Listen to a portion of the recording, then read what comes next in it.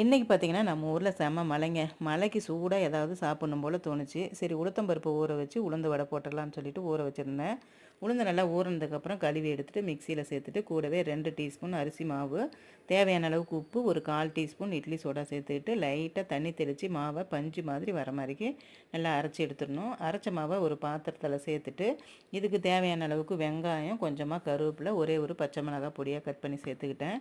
இது கூடவே பொடியாக கட் பண்ணி இஞ்சி, மிளகு இது 2யும் சேர்த்துக்கலாம். நான் இன்றைக்கி சேர்க்கல. நல்லா சேர்த்ததுக்கப்புறம் மாவை கையால் நல்லா அடித்து கலக்கணுங்க.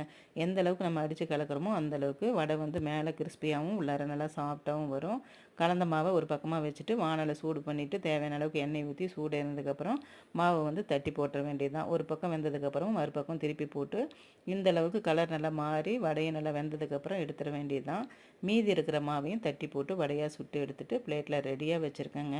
அப்புறம் என்னங்க, வாங்க சாப்பிட்லாம்.